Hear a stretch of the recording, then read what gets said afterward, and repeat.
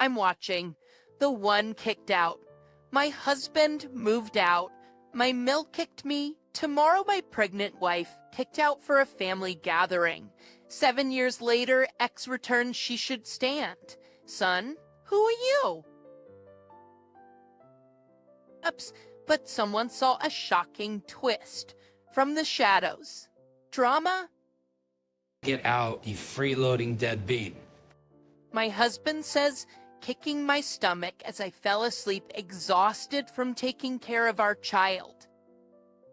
He used to be so kind, always looking out for me, but ever since we got married and had a child, he's completely changed.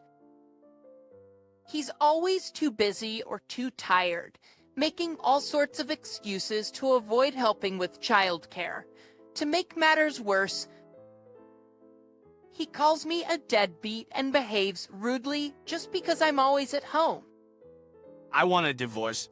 I've been thinking this for a while, but haven't been able to take the step due to our current situation.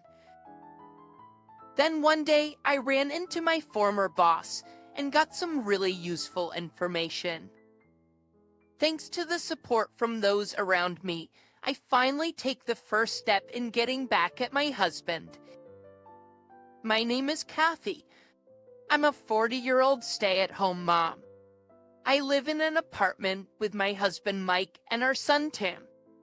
We may seem like a picture-perfect family, but that's far from the truth. I've been struggling and worrying about my husband ever since we had our child. I met my husband at a mixer. I was 34 at the time. I was working as an office employee when my colleagues somewhat forcefully invited me to a social mixer. And at a mixer, I thought, sitting quietly at the end of the table sipping my drink when my future husband approached me. He was also more or less dragged into coming, and we hit it off from there, eventually dating and then getting married after a few years. And for a while after our wedding, we both worked and enjoyed our married life together. Then one day, he said, "Hey, Kathy, don't you think it's about time?" Time for what, yo? Or having a kid. I think we should start a family soon. He was the one who brought up the idea of having a child. I wasn't too keen on it. I liked my job and wanted to continue. And above all, I didn't feel confident about raising a child. At first, I opposed the idea, but he insisted, "Please, I promise I'll help out." I eventually gave in to the pressure. Maybe that's when I started losing trust in him. Moriel, after a while, I got pregnant. I chose to quit my job and became a stay-at-home mom, later giving birth to a healthy baby boy. We named him Tim. A few years later, Tim has grown into a rambunctious 3-year-old. It's a blessing, but given that he's a boy, he's quite a handful and lately won't easily settle down for the night. And there's another source of stress for me. The issue is with my husband. Before we had a child, he'd always say, "I'll definitely help out." But once Tim was born, he did nothing. Initially, he helped when asked, but now when I say, "Hey, could you look after Tim for a bit?" he replies, "Why? I'm tired from work." You're the one lounging at home all day. It's your job to do it. Even on his days off, if I ask for help, he says, "Let me rest on my days off," and refuses to help out at all. When I say, "He's our child, you should help too," he retorts, "Who do you think is bringing in the money? I'm the one working so we can live." It's true, we can live because his earnings, but I couldn't say anything more.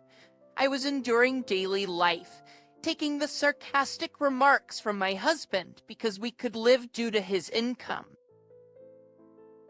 Kathy, I'm here. Mom, sorry for the trouble. I had invited my mom over to our apartment for the day.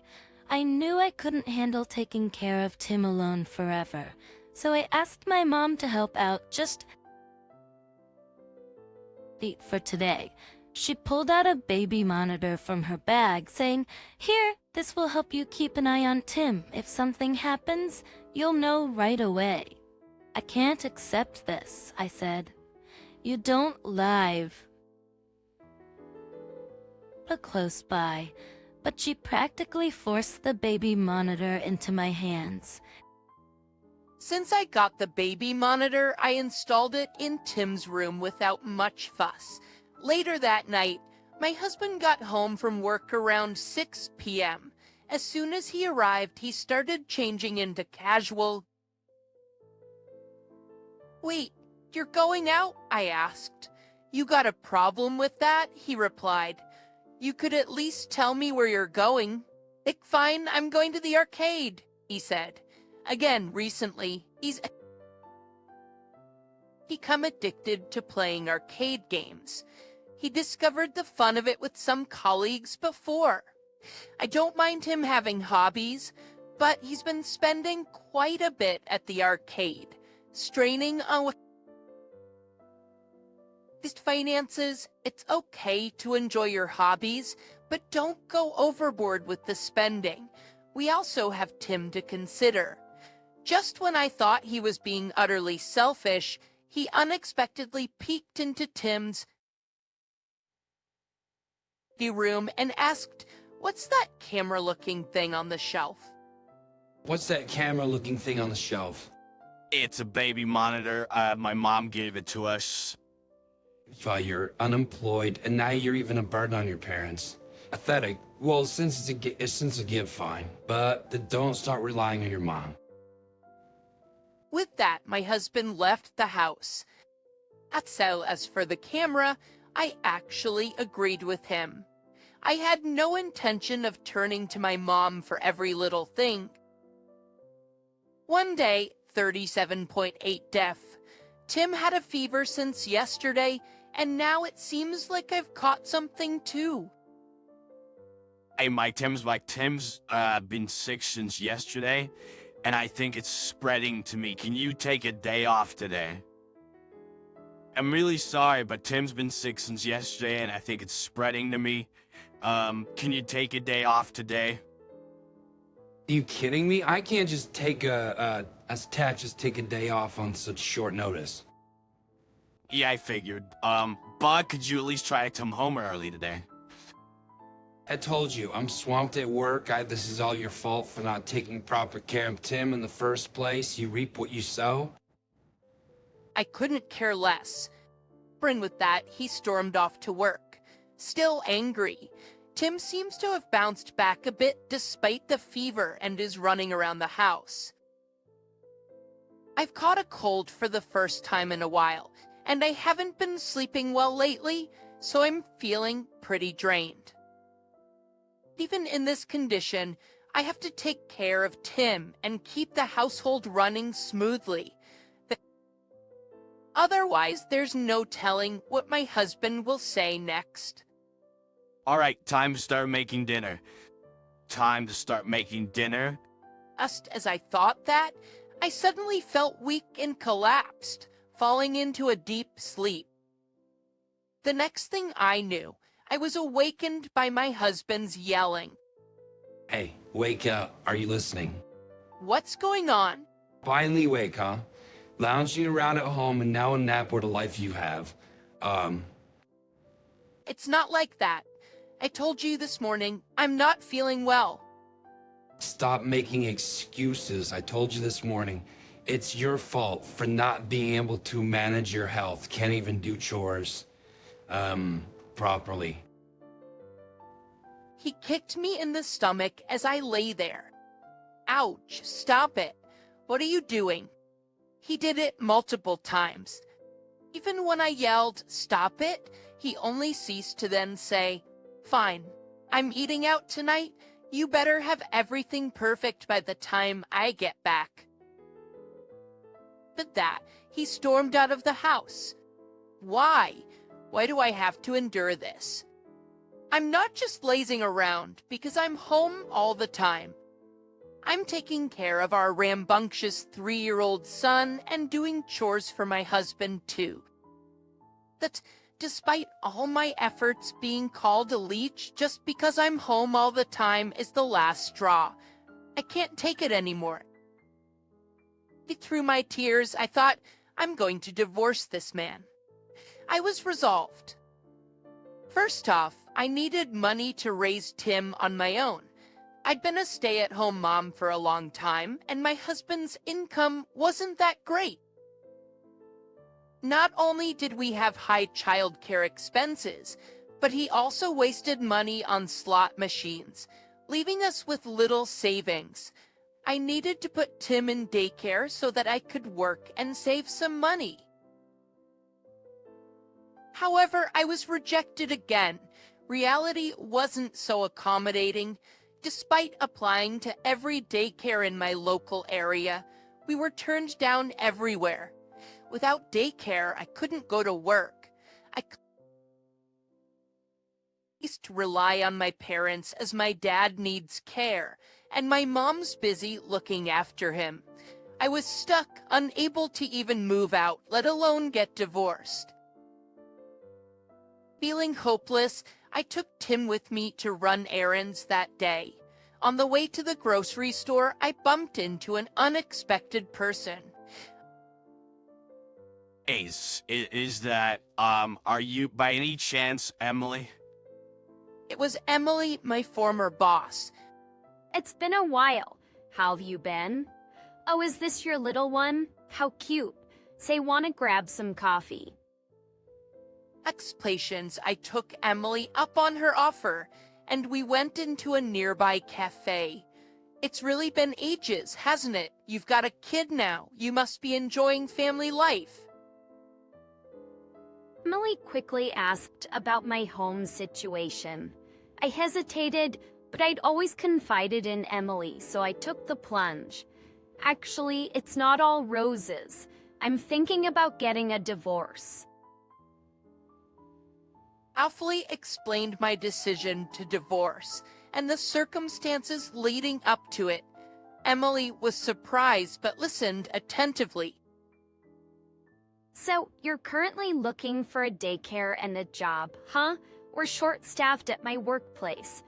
If you're open to coming back, I can talk to my superiors. I know someone who babysits, too, if you're interested. Really? I can't let you go to all that trouble. No worries. Take your time deciding. Just give me a call when you're ready. Acceptable at you seats. I had Tim with me and I needed to make dinner before my husband got home, so we wrapped it up for the day. I felt a bit guilty, but thanks to the useful information, I felt somewhat relieved. I'm home. I got home after finishing my errands. I was a bit late because I'd stopped for coffee. After taking off Tim's shoes and heading back into the living room, an unexpected scene unfolded before me. What? Why are you here? To my surprise, my mom, who shouldn't have been here, was sitting in a chair crying. It's not. Something's going on. I saw Kathy getting kicked in the stomach by Mike. It turns out she was worried about me when I had a fever and passed out, so she'd been watching the live feed from the baby monitor all day. The baby monitor I'd gotten from my mom was actually in our son Tim's room, but the door had been ajar at the time so she could see everything. Kathy, things aren't going well with Mike, are they? I hadn't wanted to burden her, so I had kept quiet about it, but there was no hiding it now that she had seen it. I told her everything. How Mike doesn't help with childcare at all, and how he has a manipulative personality. When I finished talking, she said, "You've done well so far," and patted me on the back. but moved by her kindness, I burst into tears. After crying for a while, I consulted her. So I've been thinking of divorcing Mike. I might have a job lined up, but I can't find a place for Tim to stay. You're already taking care of Dad, and I know it would be a lot to ask for you to watch Tim too. Don't worry about it. I've been thinking of putting your father in a care facility anyway, so this works out. Really? Are you sure? I mean, I would feel bad for Dad. It's fine. I'm sure your father would understand. Besides, how could a mother not help her own daughter when she's going through a tough time? Honestly, thank you. And just like that, all the problems I was facing about getting a divorce were resolved. It's all happening so fast, but maybe it's my reward for all the hard work I've put in. With both the job and childcare figured out, I started packing to move back to my parents' home. I told my son Tim, "We're saying bye to Daddy and we're gonna live with Grandma now." Honestly, managing the housework, childcare, and preparing for a divorce was incredibly tough. But my mom frequently came over to help while my husband was away. We slowly started moving my stuff back to my parents' place. I also reached out to Emily, my old boss, to help me transition back into the workforce. Finally, the day arrived. Send your husband off to work. Then I got started on last-minute preparation. My mom had stayed overnight to help. She had been hiding in Tim's room since my husband doesn't go in there. Somehow, we managed to keep it a secret. We load all of my packed stuff into the car and had it shipped back to my parents' home. Thanks for all your help. Are you sure you'll be all right? I'm worried, but I've got this. I'll bring closure to it all. I said,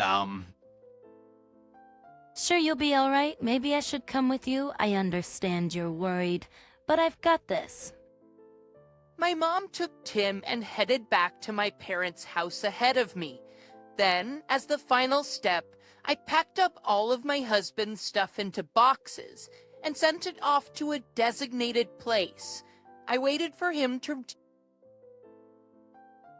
come home from work. I'm home, welcome back. what's with the outfit? You usually wear that drab gray sweatsuit, got plans? He's ignoring his usual sarcasm. I took his belongings and led him to the now empty living room. He looked around, bewildered. Oh, what? What's going on here? Hey, explain this. But what he found was an empty living room, devoid of furniture. Panicked, he rushed around checking his bedroom, Tim's room, the bathroom, and the toilet. Everything's gone. My stuff. Tim's not here. What's going on? Isn't it obvious? I've terminated the lease and decided to move. Move? Why'd you decide that without me? Because I was the one who signed the lease, so I get to make these decisions. Really, huh? So where's this new place? Tim's there, right? We should go. Can't leave a kid alone in a house. To a new home. There's no, we in that equation, obviously, because we're getting a divorce, so. Yes, a divorce. You don't work, and you can't possibly raise time. On your own, you stupid ideas. The only one stupid ideas here's you. I've got my old job back and found someone to take. Here's Tam, no worries. You're the foolish one. If we divorced, you owe me alimony. Considering you were a stay-at-home mom, I was the one supporting us. Excuse me. I was dumbfounded, genuinely seemed to believe he was entitled. Blimey at this point. I pulled up my phone and played a recording. It was a compilation of his emotionally abusive. The words chose me over time. It was a compilation of his emotionally abusive remarks towards me over time. You still think you're entitled to alimony after hearing this? Also about not affording alimony that goes for you, especially when you blow all your earnings on slot machines. Huh? Anyone can make that stuff with AI these days. It's not credible evidence. If you had actual video, that's a different story. I do have video. Why do you bet video? As to the boy connect, Ghost actually, the Anycam I showed, you earlier recorded everything. My mom watched it all in real time, still think you can talk your way out of this. No way. Finally, the color drained from his face as he realized he was cornered. Serves him right. Shall we wrap this up? And just as I said that, my husband's phone rang. He nervously answered, and what on earth are you doing? The caller was his mother. Accepted tuition. I had actually sent his belongings back to his parents' house after seeing off my mother and our son Tim. I'd filled his mom in on the whole story and let her know we'd be discussing divorce today. I asked her to call him when the timing felt right. I heard everything from Kathy. I saw the audio and video too. What's with your attitude? You only get to go to work happily each day because Kathy takes care of everything at home. You treat her kissing horribly without even thanking her. I never raised you to be like this. Come home right now and do as Kathy says. And so he ended up being taken back to his parents' home. During the lecture, he just sat there like a robot with dead batteries, listening without saying a word. Oh, can you just sign the divorce papers, and get out? Without saying a word, he signed the divorce papers and left the house. Finally, I was able to put an end to this chapter with him. I then left the apartment and headed to my parents' home. I consulted with the police just in case he decided to show up, and they issued a restraining order. The audio and footage I could potentially lead to his arrest. I contacted him through my lawyer. He apparently said, I want to cancel the divorce and start over. I promise so never to do this again. Please forgive me. But after what I've been through, I want nothing to do with him. I firmly told him, I'll never give this another shot. Stay away from me, and made him their promise to pay alimony and child support. He quietly went to his parents' house after leaving the apartment that day. My husband's parents live far from where he used to work, so being taken back forced him to quit his job. His meal took control of his finances, so he can't even enjoy his favorite pastime of gambling anymore. His meal took control of his finances, so he can't even enjoy his favorite pastime of gambling anymore. As for the job, rumors had spread in the apartment complex after I explained our situation to the landlord, which eventually reached his workplace, so he probably would have had to quit sooner or later. I'll be heading to work, so take care of Tim, okay? Just leave it to me. Come on, Timmy, let's have some fun with Grandma. Like informations, I've successfully returned to work, and it's going well. Thanks to my kind coworkers, it's a great work environment. Tim has gotten really attached to my mom, and they're enjoying their days together. I feel so blessed to have such supportive people around me. I hope to someday repay the kindness of those who have helped me and keep moving forward in life. My name is Heather. I married my husband Kevin after dating for 3 years. I thought my marriage would be smooth sailing, but it took an unexpected turn. Ever since my father-in-law passed away, My married life completely changed. I used to coach dance once a week, but ever since I started living with my Mile, she labels me as a deadbeat because I work just once a week and constantly berates me. Kevin is having a tough time at his new job, and you're just goofing off as always. I've told you time and again, this is my job. I make as much as a just regular part-time job, even if it's just once a week. Don't lie, it's the truth. Want to see my paycheck? Nat, you're just a lying, shut-in deadbeat. That was pretty much my daily life. My father passed away when I was young, and my mother raised me on her own. I didn't want to cause her extra worry when she finally felt relieved upon my marriage. I began to dread even seeing my mother's face and increasingly started to stay in my room. By the way, Mill, I'll be going out of state for work next week, so I won't be home for about a week. Out of state? What work? That's just a vacation. Leaving your husband behind to have fun was unthinkable in our day. It was planned in advance, and Kevin is okay with it. You probably forced him to say that. He's not happy about it. Enough is enough. Finally, I reached my breaking point and stood up to my Mill. That night, I told Kevin everything that had happened. Hello! Did you enjoy your trip out of state?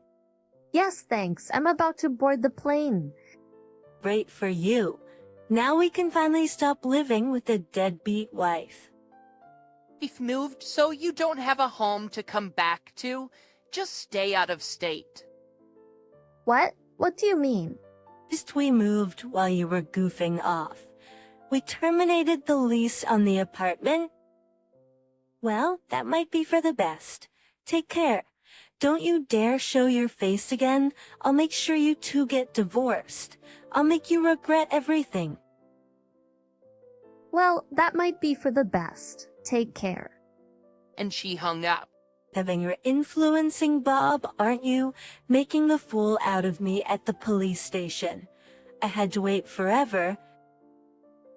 What are you talking about? I've done nothing. Don't lie. You told him to refuse to be my bail guarantor. Kevin would never do that. So you got arrested. At 18, I went to Bob's new place, and only my stuff was there.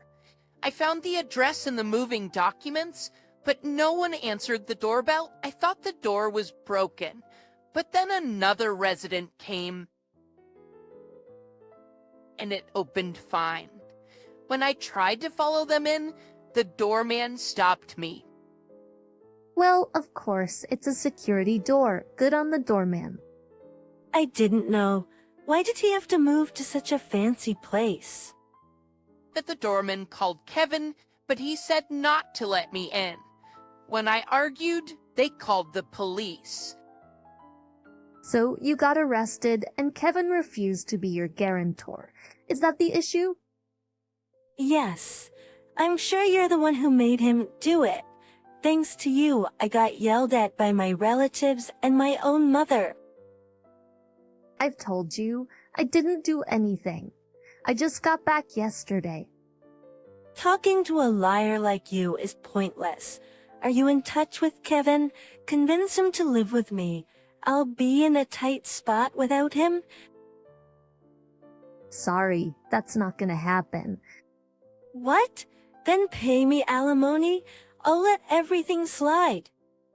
But you're as outrageous as ever. Keith has been saying for ages that he wants to divorce a bad omen like you and marry a more wonderful woman. Plus, he said he's tired of your food, which is always too rich for him. He also said Mom's cooking is the best in the world. You've made my precious only son go through such hard and sad times, so cough up $100,000 in alimony. Are you delusional? Kevin would never say that. we'll definitely divorce. Is that so? Right, Kevin? Huh? What did you just say? Is Kevin there? Yes, he is. I thought so and asked Kevin, would you like to talk to him? Ugh, what, Mom? Kevin, why haven't you come to pick me up? What are you doing? I can't just leave work, Mom. Besides, even if I weren't working, I probably wouldn't have come. What's gotten into you? You were never this cold-hearted. Has that woman poisoned you too? What are you talking about? I heard everything you've been saying. Always mean-spirited, Listen to me, Kevin. You're just being deceived by that woman. I have more life experience. I'm telling you, it's all Heather's fault, not mine. For all we know, she could have abandoned her husband and gone off with another man on some out-of-state trip. That's scary stuff. So you're actually symbols in your strings. There's also a story of you come from here. I know I heard it's clear that you're the one-time mom, so. I didn't want to believe it, but Heather was right. I'm sorry, Heather. Why, I'm not the bad one here. Still saying that. Mom, you've disliked Heather just because Dad favored her and you've been mean to her since Dad died. That's right. What's wrong with that? I reluctantly approved their marriage. But a daughter raised by a single mom isn't good news. Enough. What's wrong with being raised by a single parent? Emily's mom is a respectable woman who raised her on her own. She's more honorable than you. At this point, let me be clear. I have no intention of living with you. What? So the new house isn't for us to live together? You assumed that on your own. I never said I'd live with you. I'm gonna live with Heather. We're planning to live with my mom. She's been having a hard time with her knees, and we're worried. Plus, we rented a slightly bigger apartment for when we have kids. What is this? Am I dreaming? This is reality. Can't help it. Who would want a mother-in-law like you? It's what we date when I was a daughter-in-law. I had it way worse. Any woman who can't endure isn't fit to be Kevin's wife. It's really appalling that you do to someone else what you hated having done to you. Fine, I get it. You're an ungrateful woman. I'm going to tell your mother how much trouble you're causing. But that threat doesn't work anymore. I've told my mom everything, and we've decided to cut ties. Cut ties? Kevin wouldn't do that, would he? Between the harassment and present thoughts behind my back, I'm more disappointed than anything. I can't forgive you, and I don't want to be involved for a while. Don't say that, please. I'm not working. I can barely make ends meet with my pension after paying utilities and food. It's tight. So you're saying you can scrape by. Are you trying to live with us just for some extra spending money? To be frank, the reason they've been able to live comfortably is all thanks to Heather. She's not unemployed or anything. Heather earns $3,000 a month. What $3,000? I never heard that. We've been telling you I work. We just didn't mention the amount. If you told me from the start, that would have been different. I never thought you were actually working. I'm really sorry. Forgive me. It's okay, but it doesn't mean I forgive you. I still can't after all the mistreatment. My feelings won't change. I promise to help with the chores from now on and stop being abusive. As imperial as a Crescent, I'll even cut back on unnecessary shopping and save money. So please, give me another chance. You can live on your pension. If you want extra money, get a job, then nobody can complain. You expect an old lady like me to work. Come on, Mel. You're still spry. You even made it all the way to our new apartment. You're hardly old and frail. Old lady, come on, Mill. You're still spry. You even made it all the way to our new apartment. You're hardly old and frail.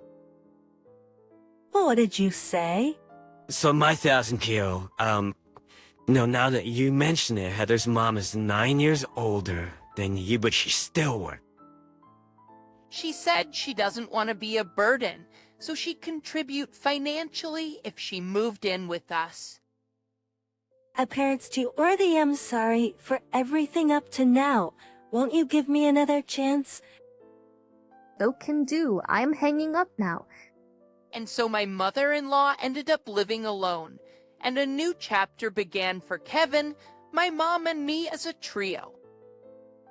After a while, it seems Aimel started working part-time at a factory. Whether it's her lack of work experience or just her personality, she's reportedly not getting along with her coworkers due to her arrogant attitude. People don't change that easily, it seems. Since then, we've received several requests from Mill to lend her money. Frustrated by it, and is seriously talking about cutting ties with her. I'm Kathy. I'm currently 35 years old and living a relatively happy life with my husband, Mike, and our 5-year-old son, Daniel. But lately, I heard a rumor that gave me the chills. It was about my ex-husband, Kevin. Back in för SED2 I met Kevin after I graduated college, at the company I worked for. I'm Novak, assigned to train you. Nice to meet you. Now that you mention it, Heather's mom is like 9 years older than you. But she's still working. She said she doesn't want to be a burden, so she'd contribute financially if she moved in with us. Yeah. Evan, who was my first senior colleague when I entered the workforce, played a significant role in my life. Actually, I was smitten with him as he was efficient and straightforward at work. It goes without saying, although Kevin seemed mature at the time, looking back, I hadn't had much experience with relationships. Then, I think I was just infatuated with the idea of a mature Kevin. I'm not even sure if I truly loved Kevin himself. After he confessed to me, we started dating. However, I constantly worried about displeasing him and tiptoed around him. From Kevin's perspective, things might have seemed fine, but for me, every day,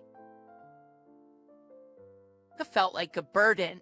Without realizing this weight, I continued the relationship, and before I knew it, we were married.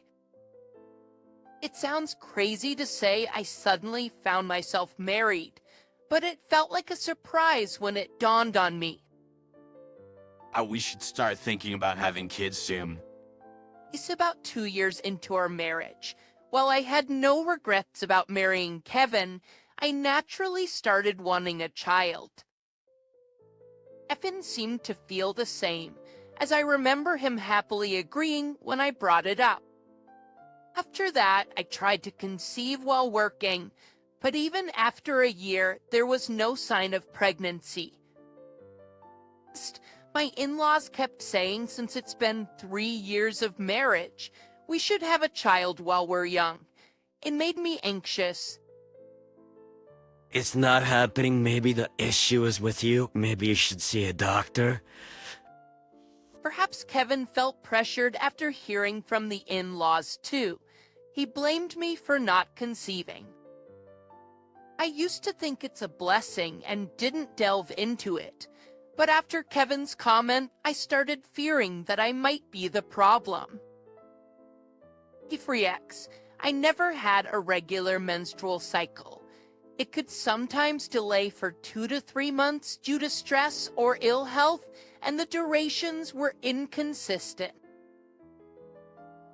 I went to an OBGYN, underwent tests, and consulted about fertility treatments. They gave advice like how to create a more fertility-friendly body. They gave advice like how to create a more fertility-friendly body or taking birth control pills to stabilize my cycle. Following their advice, I tried for another half year, but still didn't get pregnant. Eventually, they suggested Kevin also get tested. When I told Kevin, he reacted, "Huh, you're the one who needs treatment. Why do I have to go?" I'll see what the doctor said. What couple don't joke around? I assumed it was normal for Kevin to react that way. I believed the inability to conceive was my fault, and if I got treated, everything would be fine. But somehow he did agree to get tested the following month. He complied with the doctor's suggestions and took the tests. The nurse mentioned on our way out that stress isn't good, so I should avoid any stressful environment. Kevin agreed. That's a good hospital. Bucks on the way home in high spirits after being complimented by the staff. Kevin said with a big smile, "They're really nice." I agreed, "Yeah, they are." Why don't you quit your job? You heard the nurse, right? Kevin proposed in a good mode, as if his suggestion is one of the best ideas. At 3, I had doubts about linking my job to stress, but during busy times at work, my routine could get disrupted, and there were moments I felt overwhelmed. I thought maybe Kevin had a point, so once sprint tasks wrapped up, I decided to quit. But it wasn't until after I quit that I realized work was my only respite. Without work, my social interactions dwindled. I spent my days alone until Kevin returned.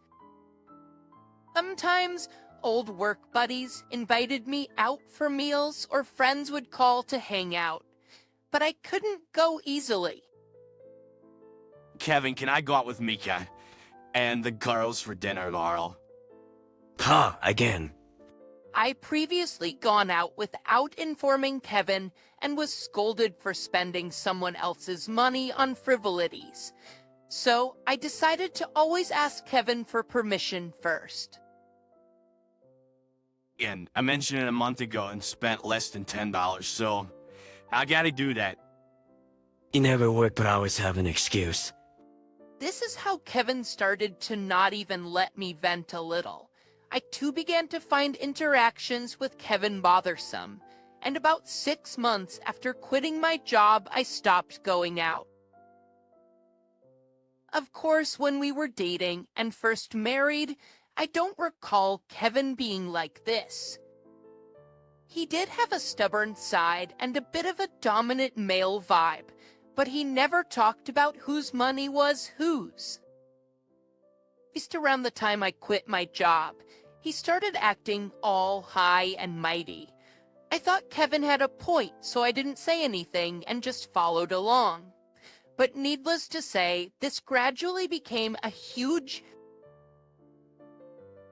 stressor, and there were other things stressing me out too. Kevin, this isn't enough to get by on. But before I quit my job, Kevin contributed $60 and I chipped in $40 from our salaries. But for some reason, after I quit, the amount he'd give would change based on his mood that month. Whenever I felt it wasn't enough, I tell Kevin, but he never seemed to get it. Look, I've told you time again, I have my own expenses. You must have some savings, right? As Kevin said, I did have some savings, but now I'm using it for fertility treatments, so I couldn't spend much from it. Speaking of which, are you menopausal or something? Out of the blue, Kevin said something that made me wonder if he even knew what menopause meant. Honestly, I was astounded when he laughed and said it, probably not knowing the meaning. I thought he might not know because if he did, he wouldn't say such a thing to someone in their 20s. Kevin often uses words he doesn't understand, making incorrect statements without realizing it. Ha! Don't you know what menopause is? Of course, I know, which is why I reacted that way. I sighed heavily. Kevin was still grinning. I'm not menopausal. Then why can't you concede maybe you're just not cut out to be a woman? I wonder how he can say something that would obviously offend many women. Would he dare to say such a thing in front of other women? I sighed again and took out a piece of paper from a living room shelf and placed it in front of Kevin. I'm not infertile. As the test results show, when are you going to get tested, Kevin? A paper was from when I got tested before starting fertility treatments. The doctor confirmed that I can conceive, but I was flagged for irregular periods and am currently on medication to regulate them. Kevin also needs to be tested, but he finds it a hassle and won't go. Yeah, I'll go next week. Kevin barely glanced at the paper and quickly shifted his attention back to his phone, trying to end the conversation. I knew there was no point in pushing further, so I didn't say anything more. In the end, he didn't give me any extra money for living expenses, so I had to dip into my savings again for the month. At this rate, even if we had a child, I wondered if we'd be able to provide for them properly. Recently, I felt it might be cruel to bring a child into such circumstances. I started thinking that maybe it was time to give up on fertility treatments, which made it slightly easier to dip into the savings. As to call in cities, a while later, the EBG clinic I visit contacted me. Apparently, Kevin got tested without telling me, and the results were in. They had told Kevin to come back for a follow-up 2 weeks after the vet test, but he hadn't shown up or responded to calls, so they reached out to me. Said you went for a test. I got a call from the clinic today. They said you went for a test. They said the results are, and asked for a follow-up appointment. I briefly relayed to Kevin what the clinic had told me that evening. Kevin seemed annoyed and pulled a face, probably finding it all a hassle. Is it a problem before you go? Yeah, you handle it. Do you want me to go and get the results? I wondered if he wasn't curious about the results, but I didn't press further and headed to the clinic the following week. Is this for real? Looking at the results the doctor gave me, I was in shock. In my astonishment, I turned to the doctor and sought confirmation. The doctor looked a bit troubled but nodded. The doctor told me to discuss the results with Kevin and, holding the paper with the test results, I sat in the waiting area, my mind in turmoil. I messaged Kevin just to let him know I wanted to speak with him that evening. I decided that we'd discuss our future then. Night came and I waited for Kevin to come home, but he didn't show. But before I knew it, it was past 11 p.m. I called his cell several times, worried but got no answer, and he didn't respond to my messages either. All I could do was wait at home for Kevin. Rubbing my sleepy eyes, I waited past 1, and just as I was about to call him again, I heard the sound of keys in the front door. I rushed to the entrance. The door opened, and to my surprise, there was a familiar face I hadn't seen in a while. Mike, is that you, It was Kevin's best friend, Mike.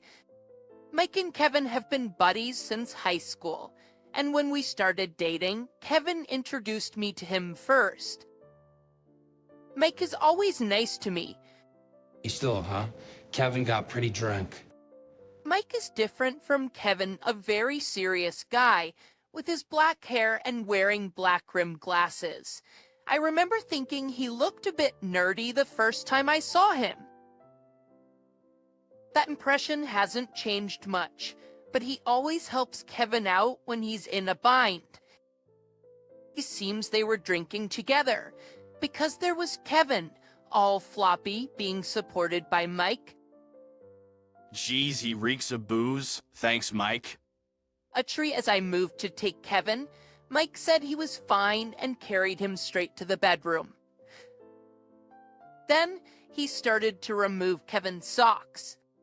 He says some. Mike, you don't have to do that. I'll handle it. Would you like some coffee or something? I took Kevin away from Mike immediately. Having Mike bring Kevin home at this hour, what was Kevin thinking? I wanted to offer Mike some refreshments at least, but he declined. It's late and my cab's waiting downstairs, but hey, you seem to have lost weight. Are you okay?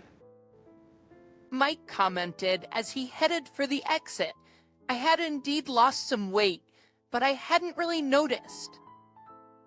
I told him, did I lose that much? I hadn't really noticed. LZ, it's not just about losing weight. You look a bit worn out. I heard you quit your job. Let's catch up soon. Take care, okay? Without waiting for a reply, Mike left. The house was silent again after Mike left. I remembered the old days when Kevin, and Mike used to chat. Mike was always the one who looked out for me during those times. He helped with anything, and I came to respect him like an elder brother. Not romantically, just genuine admiration. I felt a twinge of loneliness seeing him go. When would I see him again? Those thoughts crossed my mind, but Mike contacted me shortly after. Sorry, I'm late. We met at a cafe near Mike's workplace during his lunch break. Yeah, it's alright. I just got here too.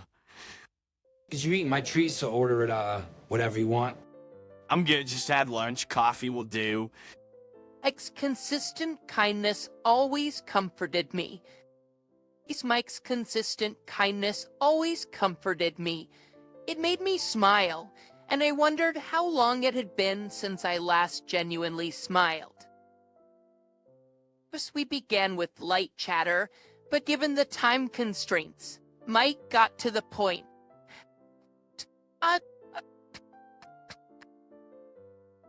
Heard Kevin said some pretty awful things to you. Heard the whole story about the fertility treatments and the awful stuff Kevin said. He probably didn't mean it, but he doesn't realize what he said. Mike was likely referring to the menopause issue. Although I knew Kevin didn't mean harm, I couldn't respond right away and remained silent.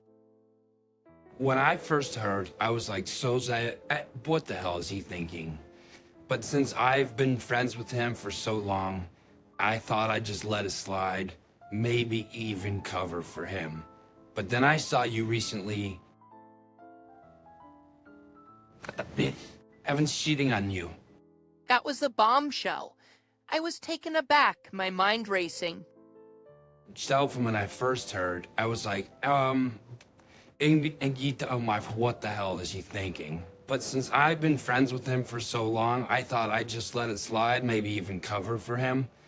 But then I saw you recently, Power Doll, and you didn't look too happy. So I've decided to be brutally honest. Kevin's affair was with a woman 2 years junior to me at work. And she's really pretty, but she's the kind that easily makes enemies, especially among female employees. Not many liked her. Truth be told, I don't like her either. It's because she always seemed to flirt with Kevin, speaking to him in a sweet voice and touching him affectionately.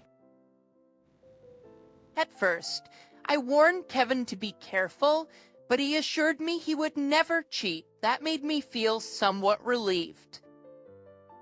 Was were us now in Shopper asked Evelyn the reason Mike knew about Kevin's affair was apparently because Kevin let it slip one night when they were out drinking, so he says... Kathy, what happens next is up to you and Kevin. I know I probably shouldn't be saying this, but I'd rather see you happy than Kevin. I'm truly sorry for all the pain. Acien, it's okay, I understand. Thank you. Mike desperately tried to convey this to me, who was in shock. Understanding what Mike wanted to say, I smiled at him and said, I'll talk to Kevin. I'm prepared for whatever comes. Say, you're definitely in the gym. We need to talk.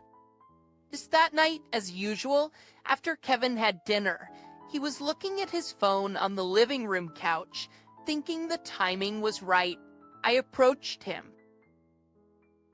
Kevin glanced at me briefly and then returned his gaze to his phone.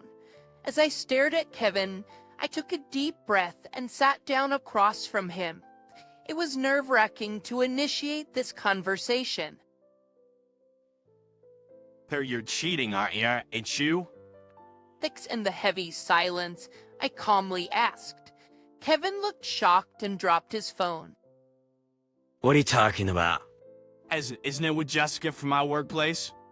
Upon hearing this, Kevin kept quiet and scratched his head. He looked surprised at first, but then he just stared at me with a blank expression. He looked surprised at first, but then he just stared at me with a blank expression. So you knew, then there's no point in hiding it anymore. Why did you cheat? You promised you wouldn't. Kevin, trying to act nonchalant, picked up his fallen phone and placed it on the table. I leaned forward seeking an answer. Kevin let out a big sigh. You're always so gloomy when I get home, always talking about kids. It's boring, I was tired of it. And let's be real, with your situation, it's not likely we'll have kids. So, I figured it'd be better to find a new woman. I was devastated. I thought about all the sacrifices I made, quitting my job, enduring criticism from my in-laws about not having children. And yet, Kevin had chosen another woman. Days we can't have children isn't my fault. Yeah. Same old excuses. A woman in your situation isn't going to change, just leave and don't bother asking for any alimony. After all, I had to deal with you all these years. Here it is. Oh, with that, Kevin pulled out a pre-filled divorce paper from a shelf. His signature is already on it. Sorry, it's not funny. Are you sure about this? Just sign it and be out by the end of the week. Just sign it and be out by the end of the week. Saying that, Kevin went to the bedroom, leaving me with the divorce paper in front of me. Tears filled my eyes, but I didn't want to cry right then. I signed the paper. That week, I called my parents and told them everything. They were understanding and supportive, happy to have me back home.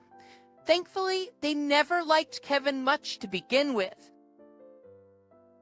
While I knew divorcing was the right decision, part of me was still sad. As I packed my belongings to move back to my parents, Kevin just watched me silently. But once it was almost over, he came up to me, smirking, done packing. I'll be out by tomorrow, he said, and then he disappeared from my sight again. In the end, we were together for many years, but never expressed our gratitude to each other. I left home while Kevin was at work. It should have ended there, but in fact, something unexpected happened 7 years later. 7 years later, I remarried Mike, who supported me during a tough time. I had a child with Mike, and we led a decent life. But recently, I heard a scary story through a friend. It was about Kevin. According to my friend, Kevin is currently looking for me and my son. He's been asking many people for our whereabouts, so I was told to be careful. I never thought he'd actually show up, so I didn't think much of it, but I soon realized how naive that thought was.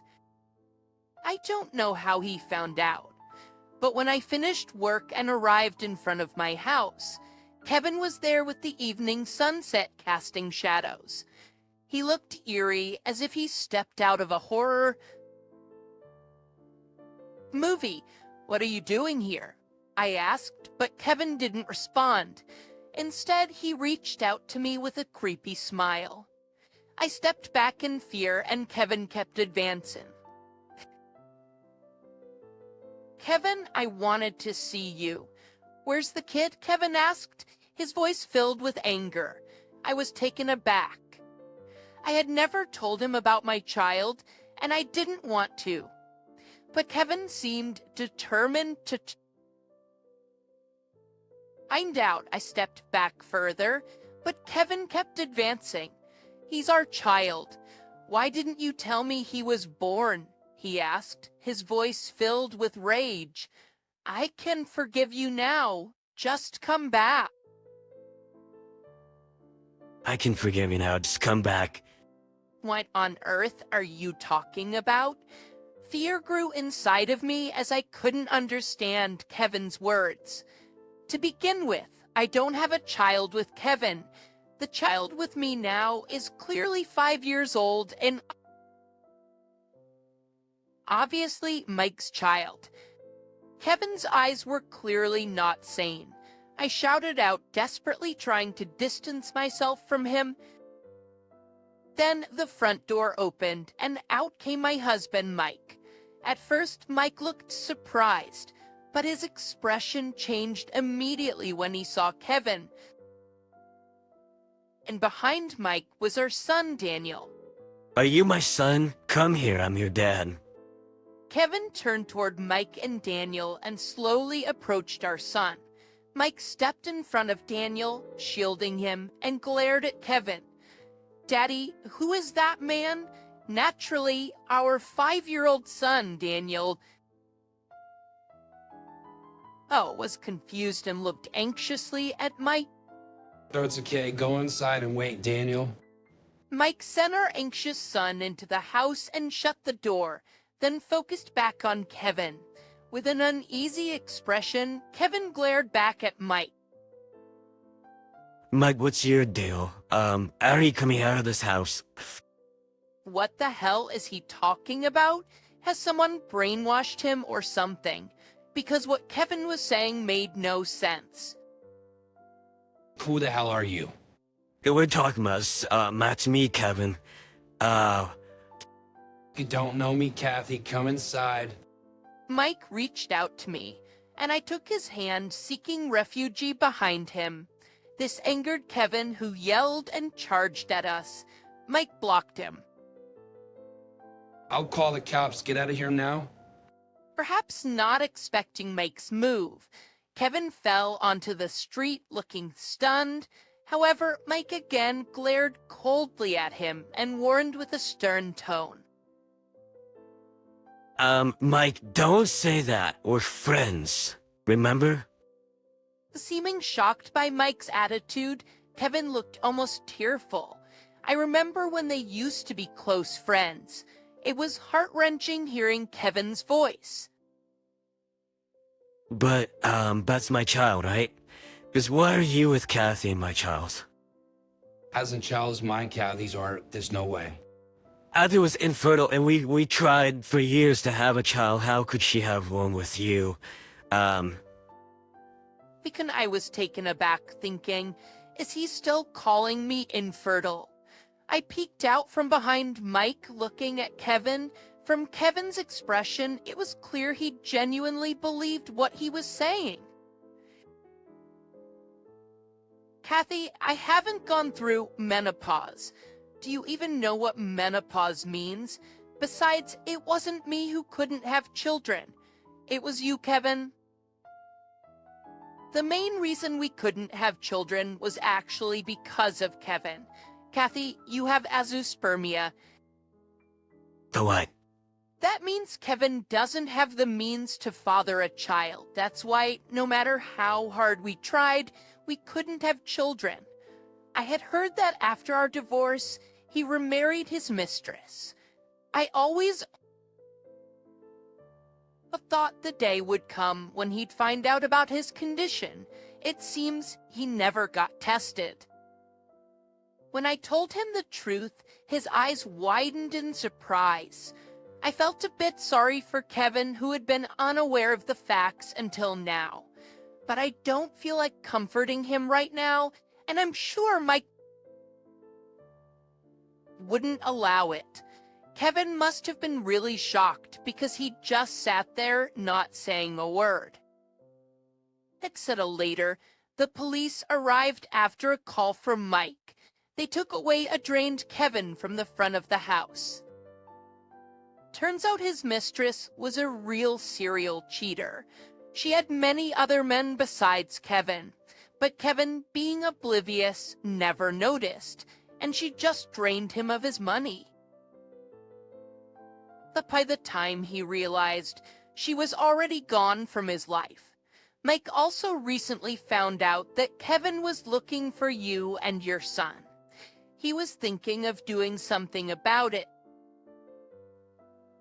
Although Kevin wasn't charged with any crime afterwards, rumor has it that he's been admitted to a psychiatric hospital. As for us, life goes on as usual. Mike has been offered a job overseas, and we're planning to go with him. This will bring us real peace, I believe. She said, "There's no way you can rest, you insolent wife," while kicking my stomach with all her might. Disappearing male returned to the living room with a look of satisfaction after kicking me. Actually, and raise the chili insidiaries. I lost consciousness due to the shock, but I was taken to the hospital by a person who witnessed the whole incident. Although the test results showed no abnormalities, the fact remains that my mile kicked me. My name is Chisato, and I am 32 years old. I swear revenge against my mill. My name is Chisato, and I am 32 years old. I live with my husband, Tatsuya, who is the same age as me. We both work at the company where Tatsuya's father serves as the president. My husband, who is set to become the next president, is currently gaining experience in various departments to understand their job responsibilities and the employees' feelings, aiming to become a president who comprehends each division's responsibilities. My husband was assigned to the sales department where I worked. Being the same age as my husband, I ended up teaching him about the job. But honestly, I thought the next president's son was just casually visiting the workplace for observation. If the next president is already guaranteed has a good personality and is capable of handling work, then it might be considered a natural progression. Personally, I wasn't very interested in such matters, and I had planned to focus solely on my work for a while. However, surprisingly, it was my husband who made an unexpected offer for a relationship.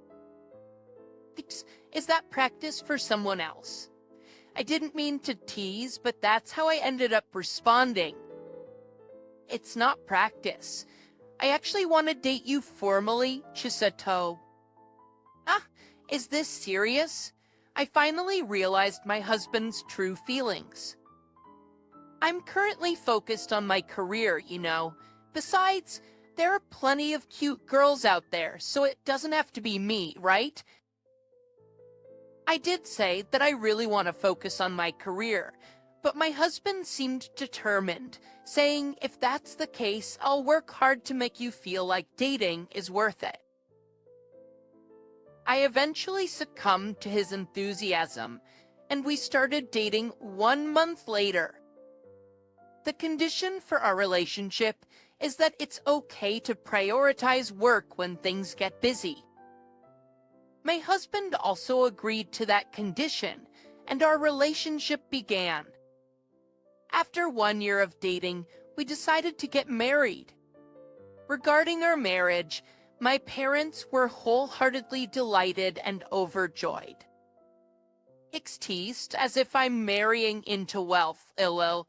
I decided that it's better to be welcomed with laughter than to be opposed.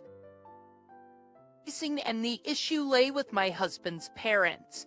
My husband holds the position of the next president. There's a possibility that they might strongly oppose it. Unable to conceal such feelings, I headed to Mill's house. But to my surprise, Mills warmly welcomed me in a very friendly manner. It seems my Phil had thoroughly researched my reputation at work and evaluated me highly, saying, Chisato is capable of leading Tatsugia after all. She's a prominent figure handling the sales department at such a young age. My Mill also said, if your father thinks that way, I won't oppose it. Chisato, please take good care. Speak of Tatsuya, your superior. With their approval, we were able to get married happily. It has been a fast 2 years since we got married. After getting married, I have continued to work without quitting my job. My husband is close to completing his work experience in all departments of the company, and after that, he will be learning a president's job under his father's guidance. Both of us have been making good progress in our careers, and during this time, we found out that I am pregnant. I immediately informed and consulted with my husband about it. Heck yeah, I'm going to be a father soon, he said with great joy and excitement. After my husband's initial excitement settled down, we started discussing our plans for the future. I expressed my wish to continue working even after giving birth. My husband also agreed to respect my opinion. We were thinking about how to inform Mills about our pregnancy. Actually, when we went for the marriage proposal, my Mills had accepted our marriage, but now she harbors hostility towards me, feeling like her son has been taken away from her. The scary part is that not only are there verbal abuse, but also instances of violence. When I'm alone preparing meals at Mills' house, they come up from behind and kick my legs. My 60-year-old Mills, surprisingly, has strong physical strength, and the marks from being kicked sometimes leave bruises that last for several days. I've already discussed this with my husband, but I'm afraid that if I talk to him about it, Mills might get angry, so I couldn't ask my husband to talk to her about it. To that situation, my husband made a certain proposal to me. My suggestion is to inform my father about the pregnancy, but keep it a secret from my mother. Also, try to avoid going to my parents' house as much as possible. I don't want you to face any difficulties if she notices and does something. Instead, I'll make more frequent visits to my parents' house to keep her satisfied. She should be content when I visit. I also thought my husband's proposal was a good idea. And so, our strategy towards Mills until the birth of our child was formed. The next day, I went to my Phil and discussed this strategy with him. My Phil also agreed to be on board with this strategy. 1 month after finding out about the pregnancy, I endured severe morning sickness. I had this baseless confidence that I wouldn't experience morning sickness, but it didn't turn out that way. I had to take time off work at times due to persistent physical discomfort, perhaps due to his concern for me. My husband reduced the frequency of visits to his parents' house as originally planned, just when I was thinking that Mills might say something, I received a phone call from my Mills, just as I feared. Just when I thought my Mill might say something about this, I received a phone call from my Mill. She said, "Chichoteo, it seems like you haven't been coming over to the house lately. Is something wrong?" I replied in haste. "I've been a bit busy lately, but I'll try to visit soon. I've been really busy with work." I apologized for not being able to come over, using work as an excuse. And my Mill said, "Oh, Shisato, being busy with work is nothing new for you. Besides, it's not like I want to see you." She then asked, "I'm asking why Tetsuya hasn't been coming." I suspected that it was her dissatisfaction with my husband not visiting their house that caused the issue. Well, thinking that it's about time for her to let go of her son, I replied, "Okay, I'll let Tetsuya know." She insisted, "Make sure you do, but there's no need for you to force yourself to come over at Chisato," and then abruptly ended the call. I immediately told my husband about this. I said, "Mill, it seems like you haven't noticed about the pregnancy, but it appears you're unhappy that I'm not coming over. I can manage on my own, so would you like Tatsubiya to go to your place instead?" Even though my husband said that, I still think it would be troublesome if my pregnancy or anything else got exposed to my Mill. I managed to convince my husband, and he agreed to go back to his parents' house. 1 month later, I had my husband go back to his parents' house regularly. Thanks to that approach, the contact from my Mill has nearly stopped. Perhaps due to the lack of stress from my Mill, my morning sickness has also reduced significantly, allowing me to go to work every day without much trouble. However, one day, after my husband returned from his parents' house, he started saying, "Hey, in 2 weeks, our relatives are gathering at my parents' house, and they're planning a family dinner too. My mom insists that you must come along," he said. My husband's relatives hold such family dinners several times a year. The venue for the family dinner changes each time, rotating among the relatives' houses. It seems that this time it has been decided to hold the family dinner at Mill House. And to make matters more complicated, this family dinner requires preparing all the dishes at the hosting house. When it was held at Mill's house almost a year ago, I started preparing early in the morning and somehow managed to get everything ready. At that time, my Mill said, "My daughter-in-law is good at cooking, so I can leave everything to her." She didn't lift a finger to help with anything. I'm sure it will be the same this time as well. However, the situation is different from 1 year ago. My belly hasn't grown significantly yet, but there's no denying that I'm pregnant. And to make matters worse, on that particular day, both Husband and Phil have work commitments. That's what they said. Still, I felt that I had to go there. I'll do my best not to arouse any suspicion from my mill. I said, no, let's decline our participation this time. I'll ask my father to handle it somehow, he said. To says anything. I replied, are you really okay? Yeah, I'm fine. Leave it to me. And so it was decided that I would participate in the family dinner with relatives.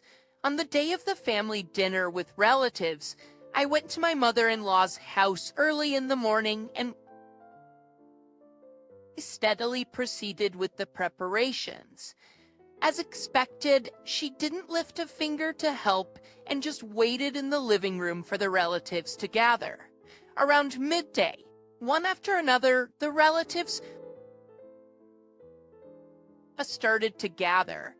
My husband and Phil hadn't come back yet, but the family dinner started without them.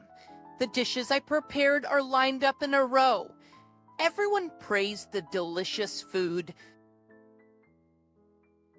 and my mother-in-law seemed intent on taking credit for it, saying, I taught her how to make these dishes. She even asked me to teach her how to make the ones she cooked at your place. Haha. Proudly, trusted to everyone with a smile on her face. The dishes are so delicious. Shoko-san is really good at cooking. It's no wonder other daughters-in-law want to ask for her recipes. The aunties praised I'm or pack from the people in PM law, and she was delighted to hear the compliments. Even after serving all the dishes I made, my work was not done. I had to immediately refill the drinks as soon as they ran out. I had for time to sit down and continued working tirelessly. After about 2 hours had passed, it was almost time for the husbands to come back. I was at the peak of exhaustion and tried to take a brief rest by sitting on the chair in the kitchen. And then existence every lie. In the next moment, suddenly my mother-in-law came closer to me and swung her leg, hitting my stomach directly. Why on earth are you trying to sit down? As if you have the right to. It's for a daughter-in-law to stand. With all her might, my mother-in-law kicked me and I tumbled down from the chair. Despite enduring the pain, my thoughts were focused on the baby in my belly. I didn't expect my mother-in-law to help, but I still asked, please, could you call an ambulance? She replied as I had anticipated, saying, what's with the ambulance? I just gave you a little declare it's a complete ear. Don't be so dramatic. Afterwards, she left me, unwilling to help, and returned to the dining area where the family gathering was taking place. What should I do? It feels more than just the pain from being kicked. If something were to happen to the baby like this, I couldn't do anything and ended up collapsing on the spot. Losing consciousness, I regained consciousness at the hospital. Big 20 as the bale costets. I was staring blankly at the unfamiliar ceiling for a moment, wondering what had happened to me. When I opened my eyes, the first person I noticed was my husband. Chisato, are you okay? I heard it. That mom kicked you in the stomach, my husband said worriedly. My consciousness snapped back in an instant upon hearing my husband's words. That's right, the baby. I quickly sat up. Don't worry. The doctor said, you're okay, he reassured me. Really? Oh, it's true. My husband reassured me. My husband supported my weak back as I returned to the bed. Wait, how did I get here? Finally? as acceptable personally. I arrived at that questions. I called an ambulance. That was my husband's 87-year-old grandmother, Aunt Katsuko, who said that. It was my Phil who told me about it. I thought it would be best to have someone who knows the situation at the meal gathering venue. I believed my mother would be the most suitable person for that. It seems that my Phil's judgment was correct. Grandma Katsuko was discreetly observing me in my mill. As my consciousness returned, and it was confirmed that the baby was okay, Grandma Katsuko said with a hint of amusement, "Well, shall we go and get revenge on that foolish daughter-in-law?" Just obsessive you, and there was my Mile sitting alone watching TV. As soon as she saw me return, she said, "What were you thinking?" Calling an ambulance, my Mile was screaming hysterically. Then Grandma Katsuko, who was standing behind me, responded, "She's definitely upset because that foolish daughter-in-law of yours kicked Shizato-chan's belly with all her might."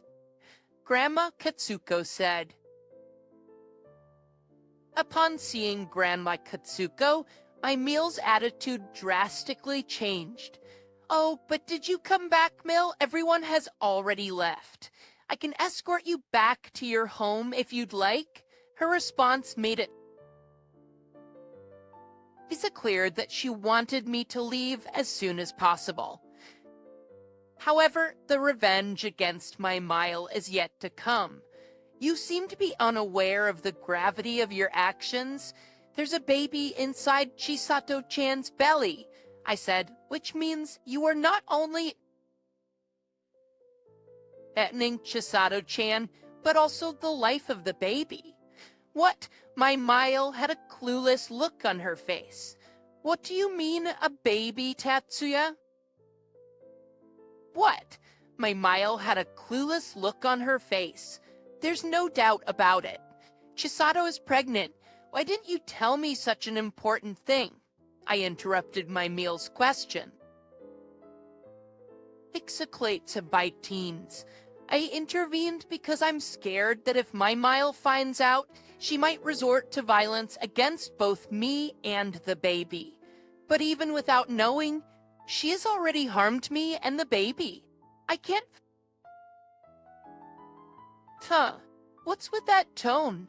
It sounds like you're accusing me of constantly being violent towards Chisato. Did I say something wrong? Actually, when your Mile assaulted me, I went to the hospital and got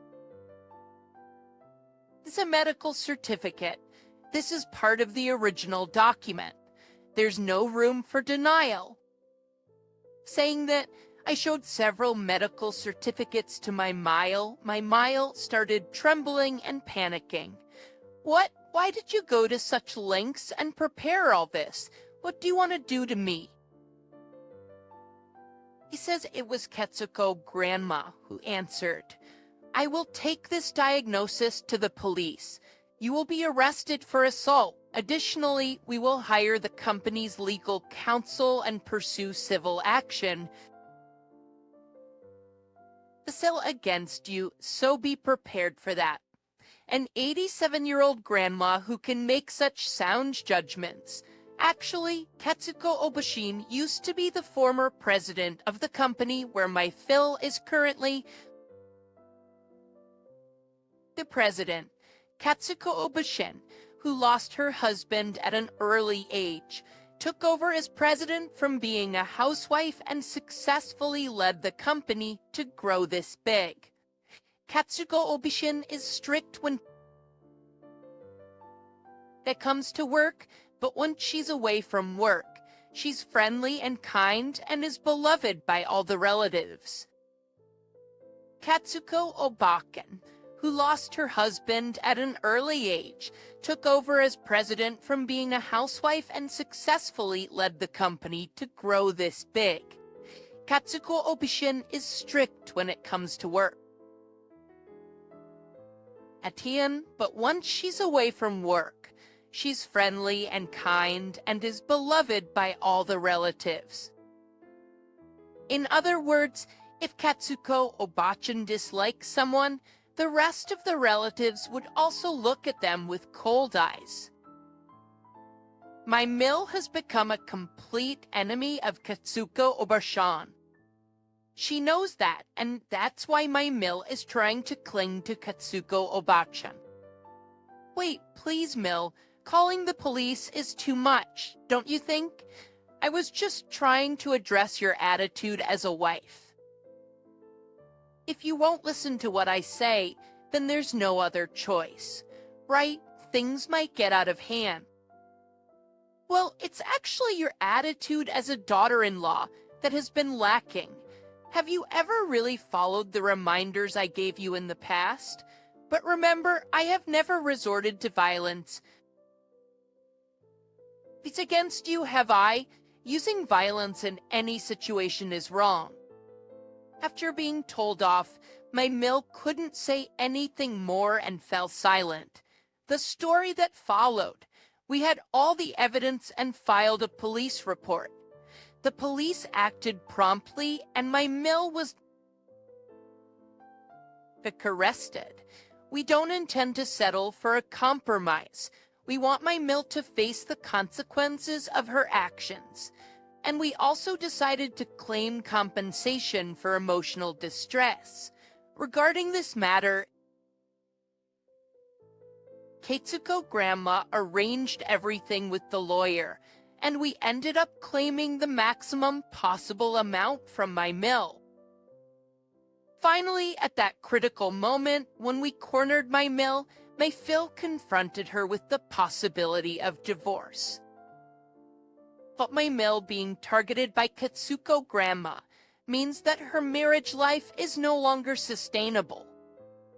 As a result, my mill ended up facing a difficult retirement with a criminal record and debts. Hachan, on the other hand, we safely gave birth to a lovely baby a few months later. Even Grandma Katsuko came to the hospital to visit us and held the baby in her arms.